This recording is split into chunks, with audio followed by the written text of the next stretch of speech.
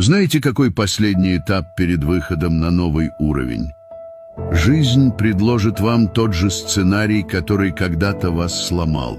Снова возникнут старые страхи, испытания, через которые вы уже проходили, словно проверяя, готовы ли вы на самом деле стать сильнее. Но на этот раз у вас есть опыт, у вас есть мудрость, которую вы приобрели, пройдя этот путь раньше. Это момент, когда вы решаете, сломаться снова или подняться выше. Именно в такие моменты и происходит рост.